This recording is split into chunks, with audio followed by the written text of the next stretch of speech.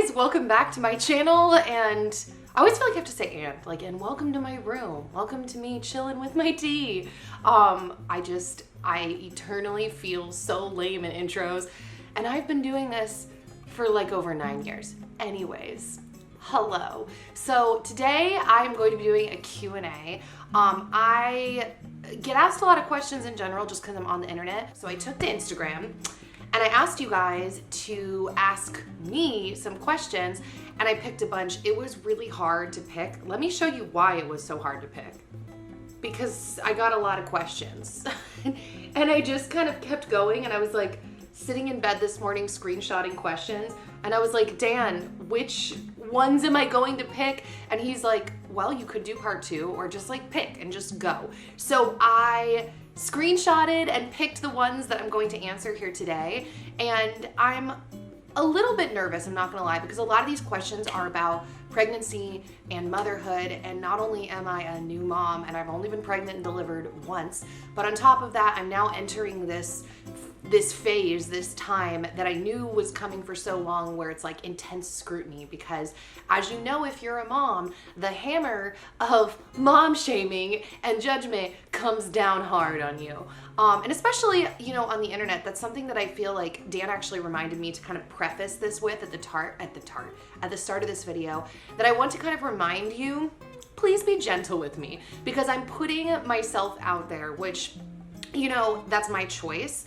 But you have to remember that obviously people have such drastically different opinions all over the world. And with the beauty of the internet, we're able to get all of those opinions together. So I am open to, like, you know, there's so much that I don't know. Because I'm a new mom and I don't know. I'm just doing what I think is best.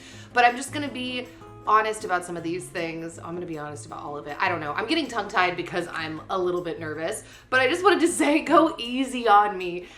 So yeah, I'm gonna jump in and just start answering these questions. And the first question I'm gonna answer, this is random, but this is the one, where is this? Okay, this is a question that I've been getting so much, and I don't mean to be rude. Dan and I have actually turned it into a joke. Like, we laugh about this. Everybody has asked basically some kind of version of like, why doesn't your baby wear clothes? And they come in every wording. Like, this one was out of curiosity, is there a reason why Logan doesn't wear onesies? But the questions, like I said, have varied a lot. Like, your baby looks cold. Okay, here's the deal.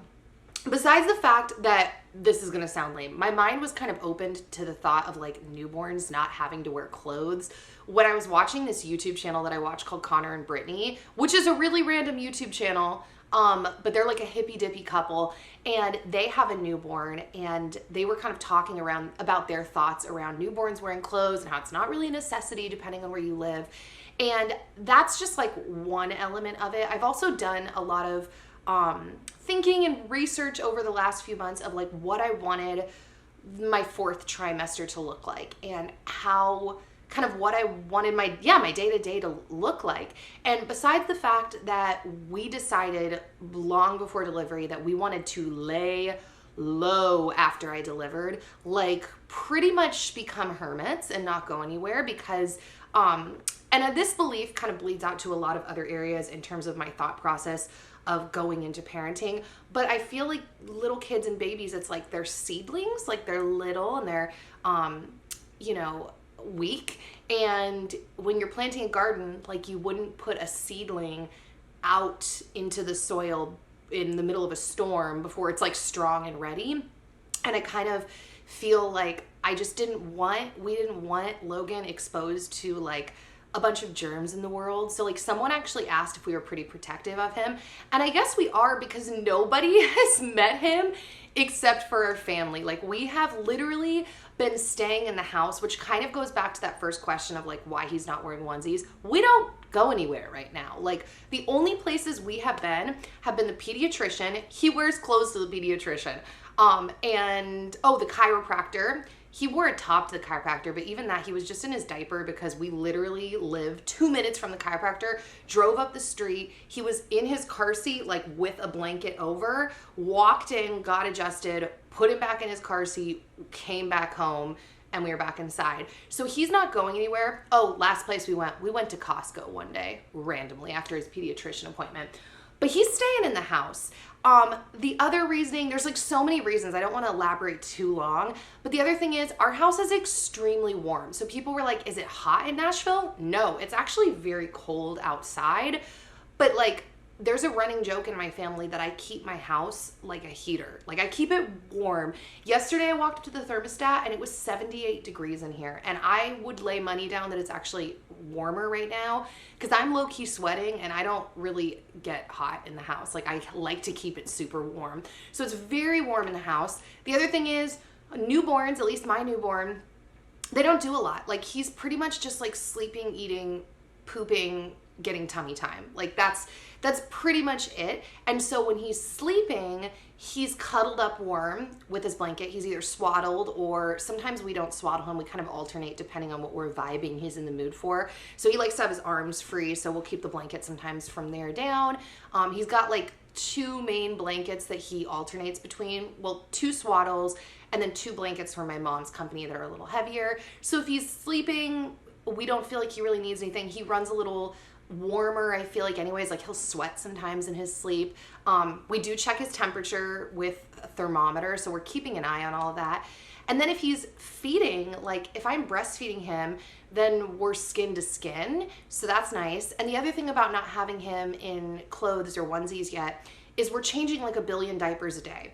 So, which I keep wanting to go off on all these tangents, but I want to actually like answer the questions directly. Like I was almost going on a tangent about breastfeeding and then diapers and cloth diapering and all of that.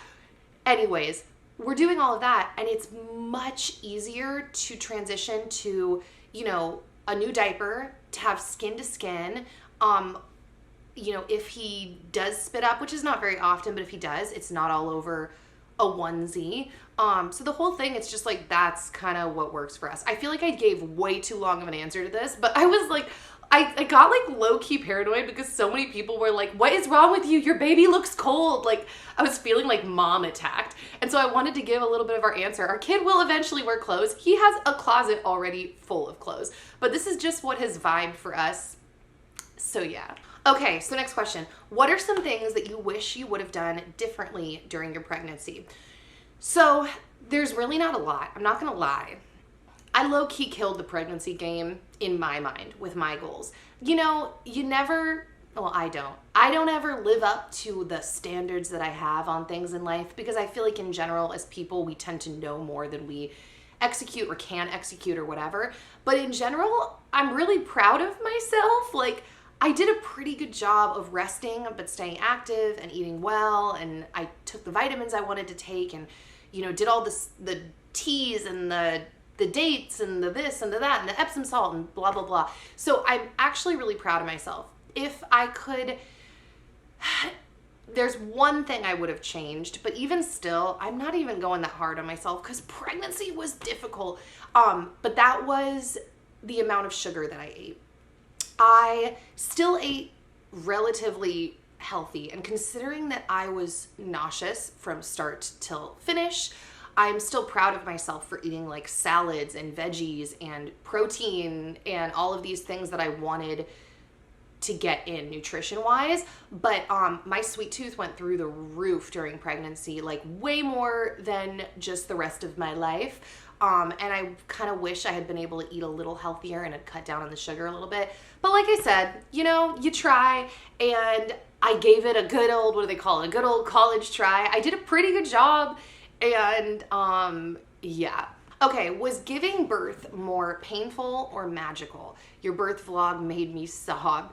It made me sob when I rewatched it. It was both.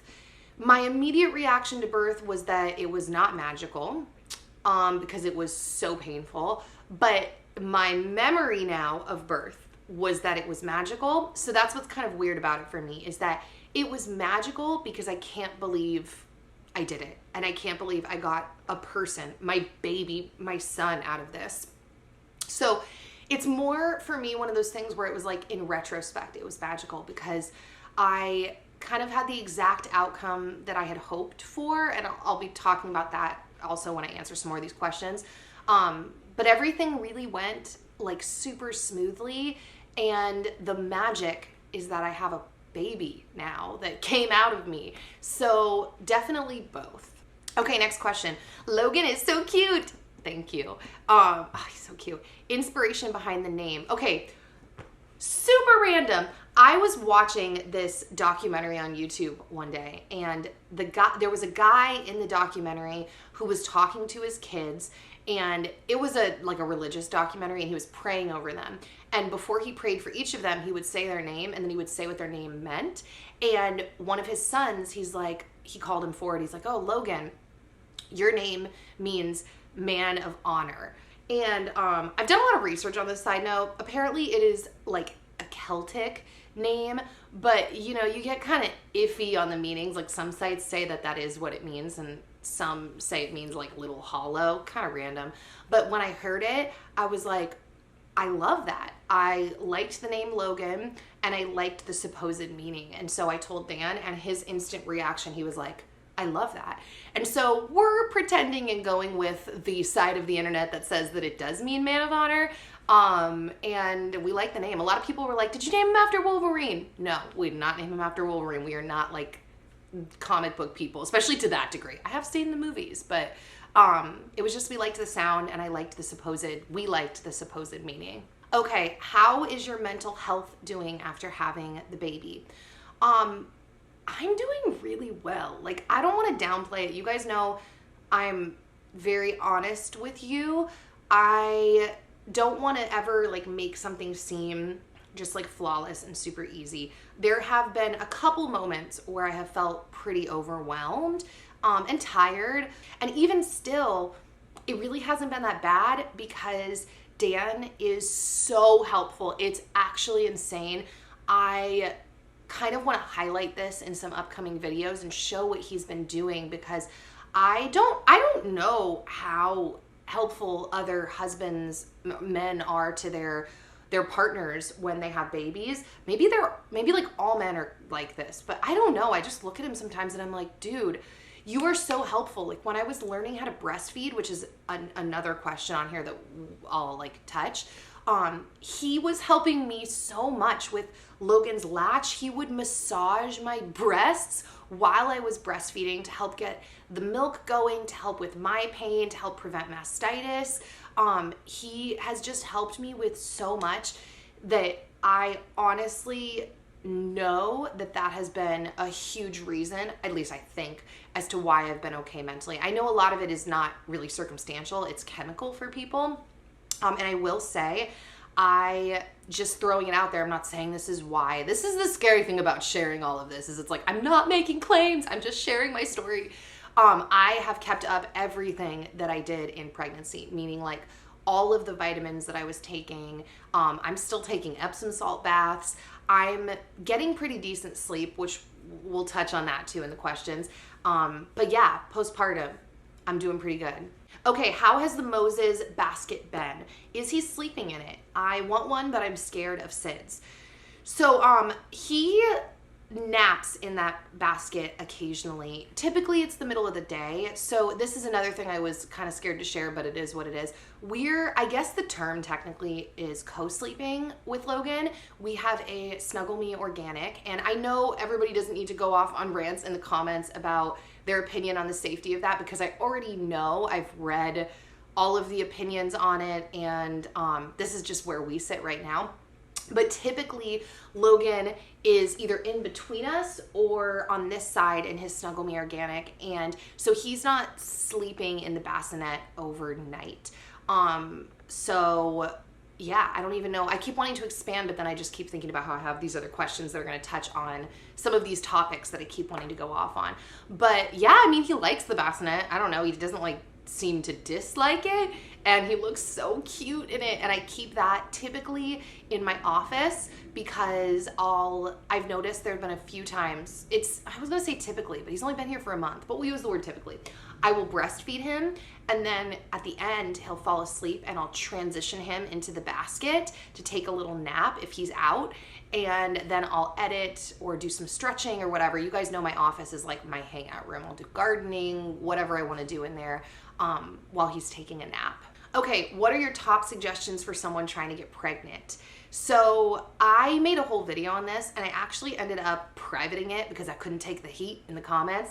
And I ended up uploading it to my Patreon on everything that I personally had researched and learned and then implemented into my life when I was trying to get pregnant. It's all like, I don't want to say it's obvious because it's not obvious, but I was pretty much just trying to be healthy. I kept my stress super low. I stayed active.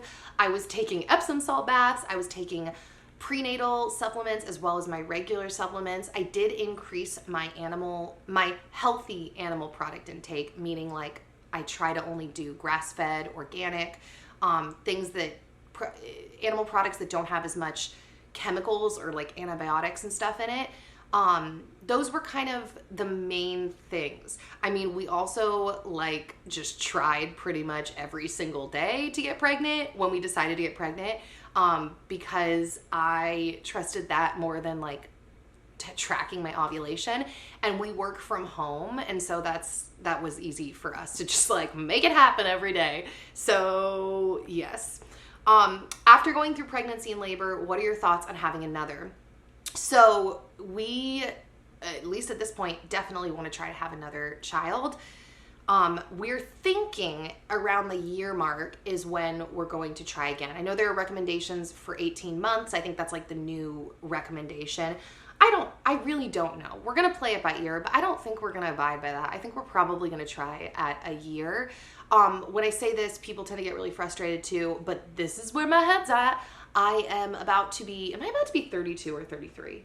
I think I'm about to be 33 in May. Wow, that gives you a lot of insight into my personality. And so I just kind of feel like between my body aging, dealing with chronic pain and all of that, as well as egg quality as, you age, I'm kind of just like, okay, let's get this show on the road. Like, that was really difficult on my body, and I doubt it's gonna get easier the older I get. So we just kind of want to get it done and make it happen. How is he sleeping? And then I said, and how are you? Postpartum is no joke. So he is sleeping, I think, really well. I haven't had another baby, so I don't know. But obviously he's not doing poor enough for me to be like, he's not sleeping. He, at night, for example, now is at the point where his sleeps are typically anywhere from 2 to 4 hours, depending on how hungry he is. When he was first born, we were setting alarms in the middle of the night to make sure that he was getting fed every 2 hours so he could gain weight. But now we don't set any alarms because he wakes us up every 2 to 4 hours. We've got like high alert ears. Like we hear him like, and we're like, yes, baby, we're up. So, yeah. And like I said, postpartum has been going what I deem pretty well. Someone asked some more specific question about that coming up and we'll talk about it. But yeah. Are you gonna have another baby? Already answered that. That's the plan. Are we gonna see Logan a lot? I don't really know what a lot means. Logan is going to be in my videos just like as I deem. Like I don't think I'm going to become like a parent vlogger or whatever they call it, where like all my videos are about him. It's just, my channel is about everything that I love, and really I know it sounds corny, but I said this on my Instagram, like beauty that I see in life. And Logan is beautiful and I love him, and so I will be sharing him. We're not planning on like keeping him off of the internet by any means, if that's kind of what you're asking. We're just gonna play it by ear and see how we feel as things unfold and just do what feels right as we move forward. Was pregnancy and birth as painful as you thought with your condition? Yes and no. No, because I'm out the other side now and I survived. It also depends what day you ask me. Like 2 days ago was one of my weaker days postpartum, where like I was kind of mentally losing it because my right hip where I had my hip surgery was literally killing me and it freaked me out. And when I have pains that escalate to a new level, I'm kind of dramatic in the sense that like I freak out and I start to think like, this is my new normal. Like, what's gonna happen next? I don't tend to automatically go towards, hey, this is just a day, like let it pass. I kind of get freaked out. And I get why I get that way, because I've had other things in the past that like they just started as random things that turned into problems I've had for years. So I get why my brain goes there. But It's annoying. So yeah, it was and it wasn't. It was really painful delivering naturally. I'm not gonna lie though, I've been through other really painful things. So even though I was saying like that was the most painful thing I ever experienced in my life, because in some ways it was also very short-lived, like the labor. I mean, now granted, I had a really short labor. I had 10 hours from start of active labor to delivery. But you know, like when I had my hip surgery, I mean, that was like a year of like excruciating pain. It was 6 months in a walker, 6 months in crutches. And so that, you know, in some ways wasn't as painful, but in other ways it was because it was so long. So yeah, yes and no. And obviously it wasn't so bad that like I don't want to do it again. I mean, there's of course a part of me that's like, I don't want to do this again. But there's a bigger part of me that's like, suck it up. You got a baby out of this. And it's just, he's so beautiful and it's such a miracle. And I want to grow our family this way more. I didn't include a question about adoption because I've answered that question, I feel like, a lot. But in case you're wondering right now, we are still open to adoption. We just want to see what God has for us, because we learned a lot through the foster adoption process that kind of changed our minds a little bit about not adoption and foster care, like possibly doing that, but in terms of like heavily pursuing it at any cost. We just learned a lot. And I don't know if I'll ever go into extreme detail about that on the internet, to be honest, because I don't know how I could fully explain everything we learned if you've never gone through it. But we're definitely open. Like if there's a need and we can fill it, like we would love to grow our family that way. But we do know that the next step in terms of short term, if that's what God has for us, is to have another biological child. Okay, your thoughts and advice about slow living with the baby/kids. Now, I don't know what I'm talking about because I'm a new mom. That being said, that is our goal, is slower living. At this point in our life, that's what we think we really want. And the thing about choosing to live slower, like we have since we've moved to Nashville, is it takes a little bit of like restraint and discipline, and it takes practicing the word no, or I can't. In society, we have a lot of pressure, especially if you live in a city or a suburb. I feel like there's a lot of pressure to like go, go, go, go, go. And some people love that.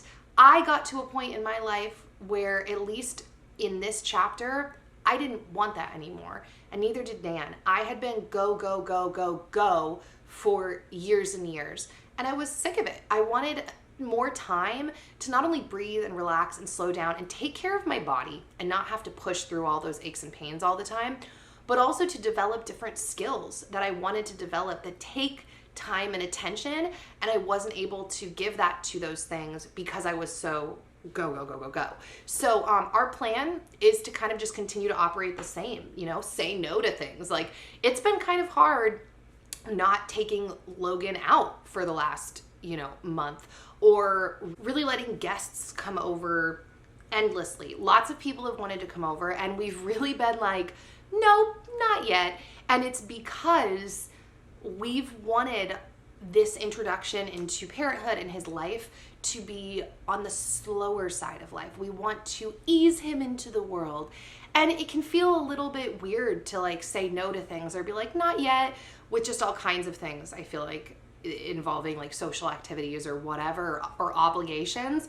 But in a lot of ways, we have a lot more power to control our daily lives than I think we tend to think we do. We feel like we have to do things. And some things in life, I'll give it to you, I guess you do have to do. But there's a lot of things we don't. And really random, I'm not following like the Levitical laws or whatever in the Bible, but in Leviticus they talk about basically like what a woman should do when she has a baby. And it really encourages, I'm not going to get into specifics, but like staying in for a minute. And in a lot of other countries, that's what they do. It's not like you don't have a baby and like run back to work or take them out everywhere. They hang low. And obviously to each their own, but that is the path that we've been enjoying and the path that we think we'd like to continue down. We'll just see how life evolves. That's always my thing, is like, we're just gonna let it unfold and see what happens. Okay, how has the transition to parenthood been? Love you in your videos. Thank you. Like I mentioned earlier, it's been good. It's been pretty like chill, and I don't want to say seamless because we are learning what our new normal is. He's a newborn, first off, so in some ways they're needy, and in other ways like they're just newborns, like so they don't, I don't know, we're not like actively playing. Like we'll be with him in his face when he's awake and like talking to him and you know, just like connecting with him, but it's not like he's active really right now. He's a newborn. And Dan, once again, I can't sing Dan's praises enough because he has made the transition like incredible. This whole morning, he's basically been with Logan. Like I breastfed him this morning. But then he's downstairs hanging out with him while I'm filming a video. And then afterwards, I'm going to hang with Logan while Dan runs to Home Depot and works on some stuff for the garden. So it really just helps having a partner. I kind of feel like, this is maybe a bad example, but like he's like a ball and we're like, okay, passing. And we're obviously with Logan together too a lot. But in terms of transitioning and finding a new normal and being able to still get stuff done, it really helps having a partner who is stoked to be a parent and actively wants to take care of their child and also help me. So I appreciate him so much. So there's that. How are the pups adapting to Logan? They're doing great. So far, so good. We were a smidge nervous, but honestly, our nerves, not gonna lie, were pretty much like from everyone else projecting onto us about how hard it was gonna be and how they were gonna be so jealous. And who knows, he's only a month old, we'll see. But we were just like, we're not vibing that that's what's gonna happen. Like, we really just thought the dogs were gonna be fine with the transition. And so far, they have been. They've done nothing but like kind of honestly keep away from him and keep super gentle. Like they'll sniff or they'll give him a little lick and they'll just like back away. They've been really gentle. That's a good word to use with them. Okay, how are you feeling down there postpartum? Now, someone else asked a more specific question, and that's if I tore. So I feel like that's all kind of in the same thing. First off, I did not tear. And that's kind of the thing with the home birthing stuff. And when people are like, are you gonna do this again? And I say, I got everything I wanted. That's one of the things. I didn't tear. And I feel like I'm healing really well as of now. Now, granted, you know, every day is different, and as stuff kind of unfolds and changes, we will see what I really have to heal from. But yeah, down there is doing really well, and I know that's because I didn't tear, that's why I'm healing so well. So I am almost 5 weeks postpartum on Sunday, and so I've got about another week after that till I can kind of like start resuming exercise. And if I feel comfortable, intimacy, but we're just gonna kind of, what's my motto, guys? Play it by ear. So, but yeah, I'm doing well down there, which by the way, is shocking. Like that's my biggest thing. I can't believe that I pushed a baby out of me and I low-key feel really normal. Like what? Crazy. And I know it's not crazy because we were made to do this, but being someone who was so scared, it's crazy. Is the nausea gone now that you've given birth? Yes. Literally, I haven't been nauseous at all since I delivered him.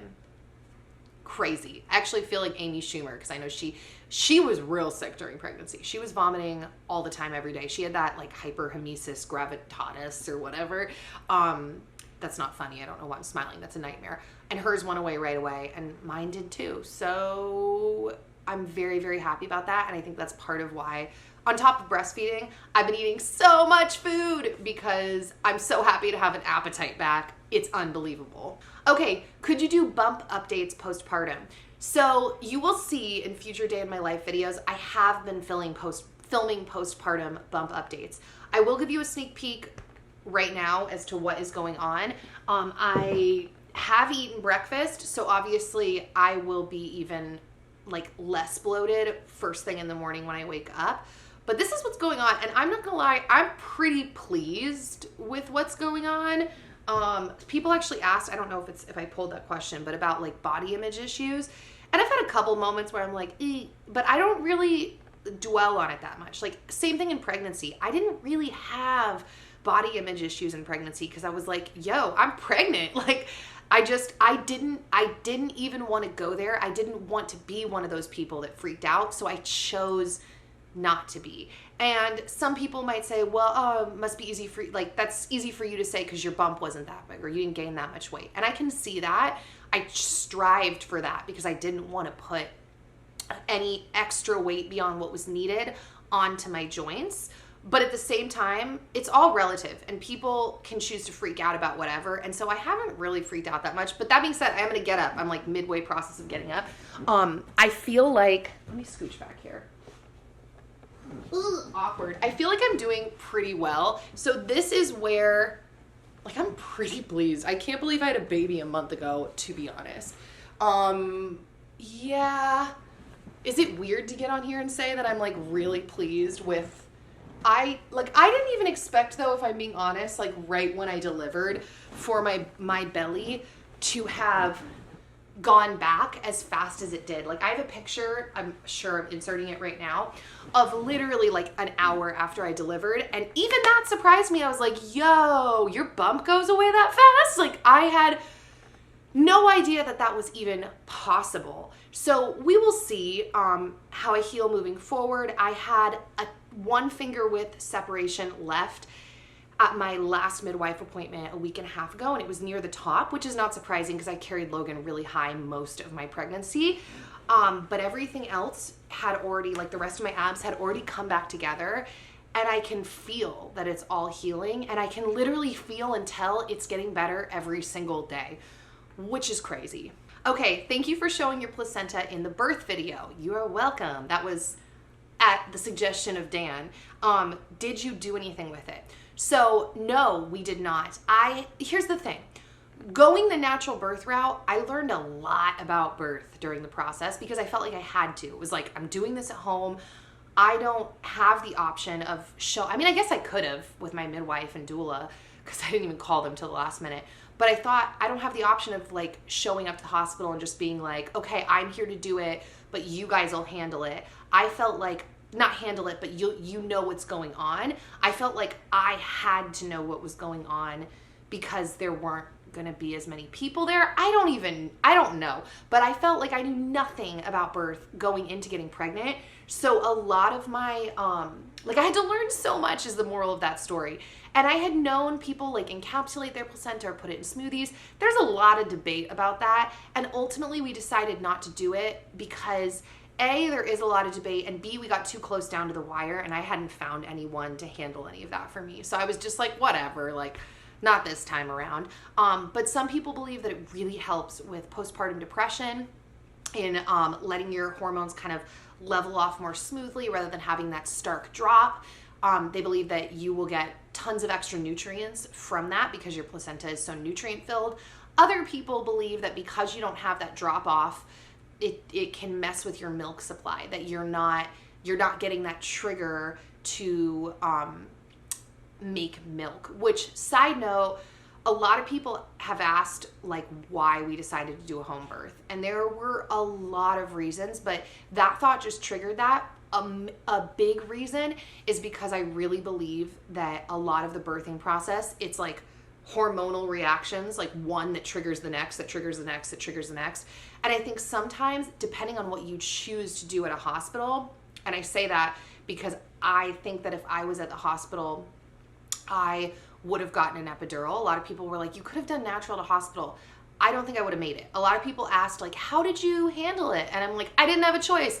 I mean, I guess I did. I could have been like, take me to the hospital, but I wasn't gonna do that unless I thought something was really wrong. And so I had no choice but to just like deal with the pain and do the breathing exercises and like scream that I couldn't do it. But I think that sometimes, and this is for me, I've said this in previous videos, that like when you gain information, when you're learning about stuff, I ultimately think you have to go with what resonates for you because I think that that's what can tend to be true. I feel like some of those things that happen at the hospital, whether it's an epidural or Pitocin, they can sometimes mess with hormonal responses, and then you don't get like the next trigger or the next trigger. And so that was a really long tangent. I don't even know if I'm going to keep that in, but the placenta, I'm not against doing something with it. Like if we are blessed enough to do this again and we find the right person, I'm down. I just hadn't gotten, I didn't even find my midwife during my pregnancy till I was like 4 months or something like that. So I'm a little bit last minute with like everything in life. So yeah. I also hadn't done any breastfeeding research really hardly at all until I delivered, because I was like, I'll just deal with it then. Like I had watched some videos, but I was like, right now I'm just trying to like figure out how to birth this baby. And so that was my focus. Okay, so are you focusing on yourself at all, or is it your instinct to care for baby, or is your instinct to care for baby Logan all encompassing? It's both. Like he is obviously my top focus in life right now is to keep him fed and to get my milk supply steady and take care of him. But I also believe, not in a corny way, in like a literal truth bottom line way, that if I'm not taken care of, if I'm not taking care of myself, I can't take care of him. I have to be healthy and well rested, I believe, to create high quality premium scoops. That's an inside joke, food. But to create high quality premium breast milk, I feel like I, as the animal that is making the breast milk, I have to be healthy and well taken care of. And that is Dan's belief as well. So going back to Dan, he is really supporting me and Logan in terms of like making sure we are all taken care of. By the way, a lot of people commented in our last our birth story video that Dan looked like real scruffy and tired. I just want to throw two things out there. One, he had been letting his hair grow. He actually, I think that video low-key triggered him to want to get his hair cut because he just got his hair cut. B, we've been inside a lot. So like I'm wearing makeup, but like Dan wasn't wearing makeup. So you're just seeing like his pale skin. C, he is not the YouTuber I am. So even after all of these years of making YouTube videos, when I pull Dan on camera, 90% of the time, 99% of the time, we're going to say that, he's not like, full of stuff to say like I am. He usually has to have me kind of run over like, okay, what are we talking about?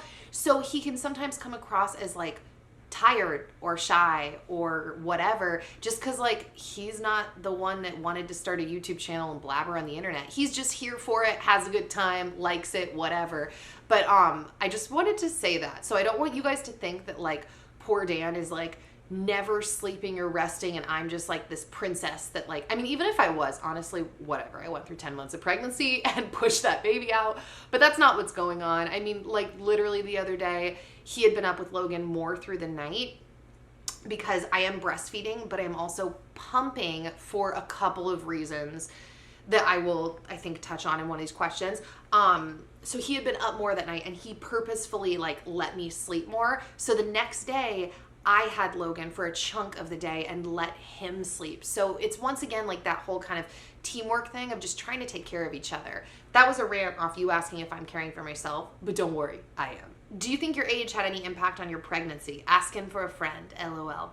I don't know, because I feel like my pregnancy and my delivery, other than being nauseous and my joints hurting, but that's old news. I've been dealing with that since I was like 12.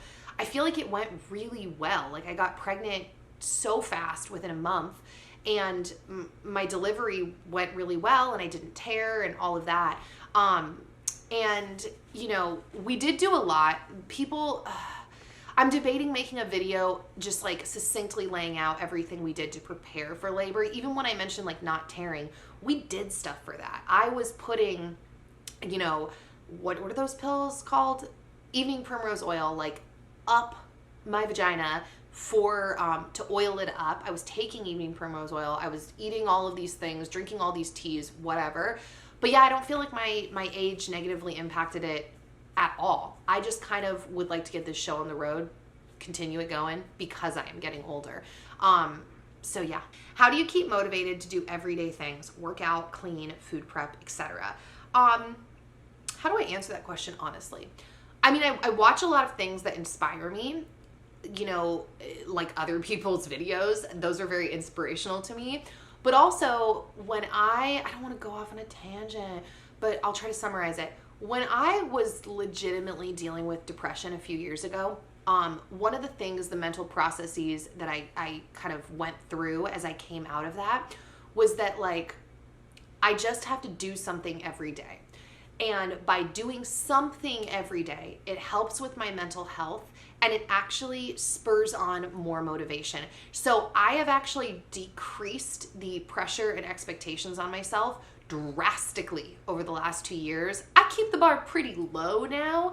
And what I find is that by doing that, just doing something, like just get up and do a short workout, or like let's do 10 minutes of cleaning.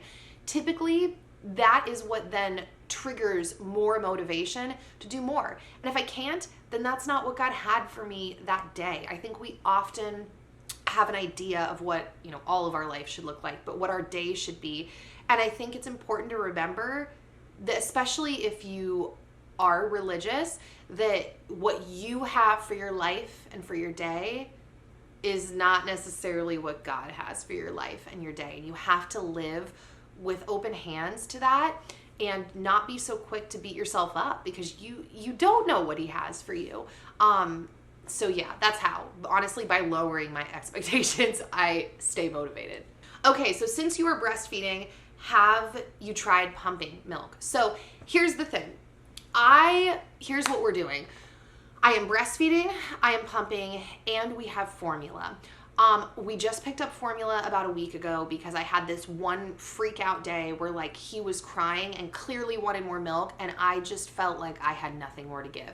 My nipples were so sore, and I was like, I literally think my boobs are empty. And it was heartbreaking watching my baby scream for food, and I felt like I didn't have any. And so I was like, you know what? I'm gonna go pick up like an organic formula at the health food store, which I still don't love. I actually think we're going to order this goat's milk formula from the UK. But you know, it was kind of a stopgap, if that's the word. But we picked it up, and it made me feel better just to have it. So here's what's happening.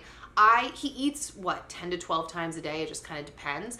And I will breastfeed him during the day. So in the first maybe week or two, I was also breastfeeding at night. And then I ordered a hand pump. And now, because here's the thing, breastfeeding, I have so many thoughts. Breastfeeding is really hard on my body. Like when we're talking about my aches and my pains, that has been very hard because you get in weird positions. And so there have been days where my body's just killing me. And so we decided that the best thing to do was that I breastfeed when I can during the day, which typically ends up being out of his 10 to 12 feedings. That's in a 24-hour time span. I'm not doing any breastfeeding at night. We're only doing the bottle. So whatever I've pumped is what Dan feeds him. And if we ran out, he'll give him formula. I will say when he wakes up to feed him though, I wake up pretty much every single time as well, and I pump. So he's eating formula maybe once or twice a day.